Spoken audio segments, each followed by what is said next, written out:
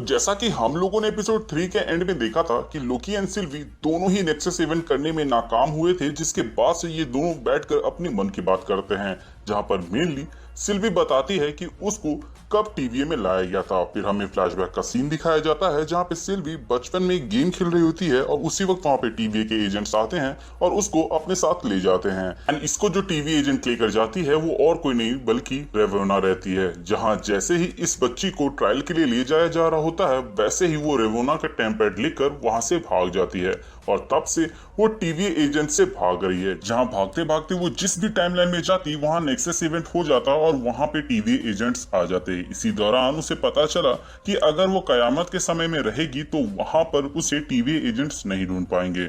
चारों ओर डिस्ट्रक्शन का माहौल होते हुए हमें दिखाया जाता है, जहां ये दोनों एक दूसरे का हाथ पकड़ते हैं एंड उसी से नेक्सस इवेंट होने लगता है। और वो भी ऐसा वैसा नहीं, पूरा स्ट्रेट वाला, जो कि रेड लाइन को छूने ही वाला होता है, जिसको टीवी के एजेंट्स भी नोटिस कर लेते हैं और वो लोग तुरंत वहां जाते हैं और उनको गिरफ्तार करके ले आते हैं और उन्हें टाइम थिएटर में बैठा देते हैं। लेकिन इस बार पिछली बार की जैसी स्टोरी नहीं दिखाते, बल्कि टाइम सेल में भेज दिया जाता है। बट टाइम सेल में भेजने से पहले लोकी मोबियस को बताता है कि सब यहाँ पे वेरिएंट है, जिस पर मोबियस को लगता है कि यहाँ पर लोकी अपना माइंड गेम खेल रहा है। फिर वो लोकी को टाइम सेल के अंदर भेज देता है, जहाँ वो अपनी लाइफ के एक ऐसे मोमेंट में चला जाता है जिसका उसको थोड़ा सा रिग्रेट रहता है। और वो पल रहता है कि जब उसने लेडी सिफ के बाल काटे थे। लेडी सिफ दूसरी साइड से आती है और उसके बाद से उसे पूरा सुनाने लगती है और उसके बाद से कहती है कि you deserve to be alone और उसे मार कर वहां से चली जाती है।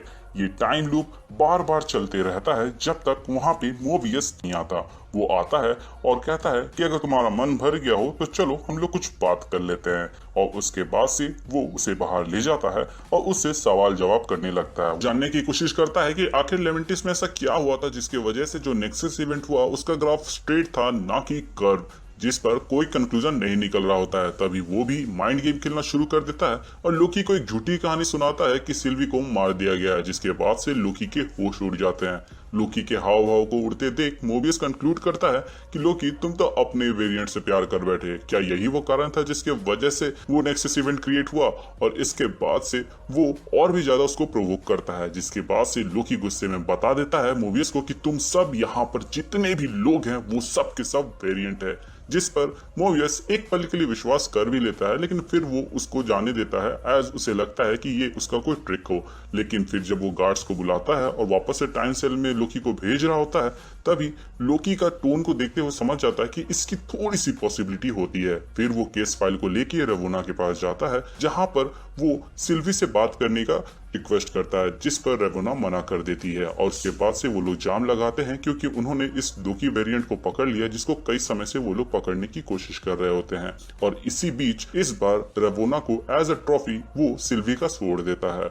और जब रेवोना वहां पे सिल्वी के स्वॉर्ड को अपनी ट्रॉफीज के साथ रख रही होती है, तो यहाँ पे मोबियस अपना टेम्पैड रेवोना के टेम्पैड से चेंज कर लेता है। या इसके बाद वो लाइब्रेरी में जाता है और वहां पर उसे खोलकर देखता है, जहां पर वो C20 की रिकॉर्डिंग को देखता है, जहां पर वो कह रही होती है कि मैं भी एक वेरिएंट हूँ और टीवी आने से पहले मेरी एक जिंदगी थी। इसको देख के मोबियस यहाँ पे थोड़ा सा शॉक हो जाता है। वहीं दूसरी ओर हंटर भी 15 सिल्वी के पास जाती है और पूछती है कि तुमने मुझे क्या दिखाया था। उसके पास वो एक टाइम डोर खुलती है और सिल्वी को वही जगह ले जाती है जहाँ पर वो लोग उसको पकड़ने के लिए गए थे, वही रॉक स्कार्ट वाली जगह पे, जहाँ पे सिल्वी उसको उसके टीवी बनने से पहले की मेमोरीज दिखाती है और बताती है कि मैं कभी भी किसी की मेमोरी को मैनिपुलेट नहीं कर सकती हूँ, मैं बस उनको वही दिखा सकती हूँ जो उसके ब्रेन में पहले से है।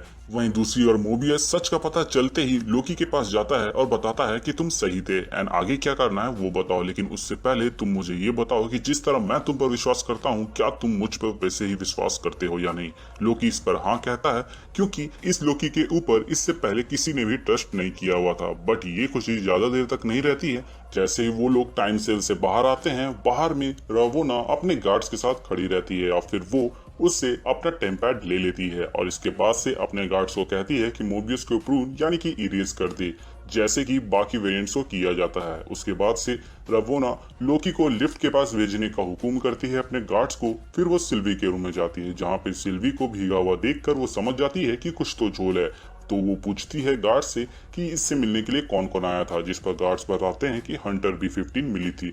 जिसके बाद से वो समझ जाती है कि हंटर B-15 भी कॉम्प्रोमाइज हो चुकी है और उसे भी मोबियस के जैसी सच्चाई पता चल चुकी है। जिसके बाद वो सबको अलर्ट में डाल देती है कि हंटर B-15 को खोज के लाओ, और फिर वो सिल्वी को लेके लिफ्ट के पास जाती है। लिफ्ट में अंदर घुसते ही वो बाकी गार्ड्स को वहीं रुकने के लिए कहती है और वो लोकी और सिल्वी को अपने साथ लिफ्ट से कहीं ले जा रही होती है। इसी दौरान सिल्वी पूछती है कि उतने छोटे एज में मैंने ऐसा क्या किया था जिसकी वजह से नेक्सस इवेंट हुआ था, जिस पर रेवोना कहती है कि मुझे याद नहीं। इसके बाद लिफ्ट का दरवाजा खुलता है और एक अजीबोगरीब जगह पे इन दोनों को ले जाया जाता है, जहां हम फाइनली टाइम कीपर्स को देखते हैं। सिल्वी कहती है कि तुम हमसे डरते हो, इसीलिए हमें टाइम लाइन से उठा लेते हो, और जैसे वो एक कदम बढ़ाती है रेवोना टाइम ट्विस्टर को दबा देती है और सिल्वी पीछे आ जाती है।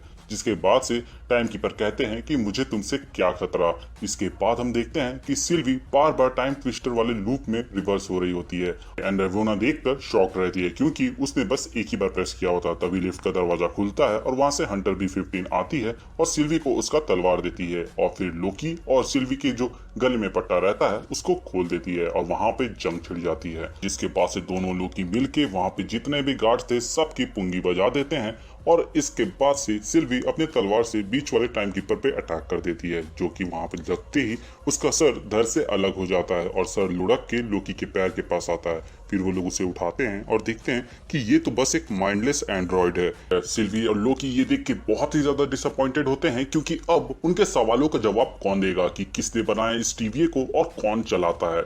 जिसके बाद से अपना लोकी कुछ बोलने के लिए आगे बढ़ता है, जो कि अगर मैं सिंपल शब्दों में कहूँ तो वो सिल्वी को प्रपोज करने के लिए आगे बढ़ता है। लेकिन जैसे ही वो प्रपोज करने वाला होता है उसी वक्त रेवोना पीछे से उसको प्रून कर देती है। सिल्वी उसके हाथ से वो स्टाफ लेती है और उसको मारने ही वाली होती है, लेकिन वो रुक जाती है और कहती है कि अब तुम मुझे बताओगी कि यहाँ चल क्या रहा है। और आखिरकार 3 एपिसोड्स खत्म होने के बाद से फाइनली हमें दिखाया जाता है एक एंड क्रेडिट सीन, जहां पर हम देखते हैं कि अपना लोकी कुछ बड़बड़ा रहा होता है। वो कहता है कि कहाँ हूं मैं, कोई हेल में हूं या मैं मर गया।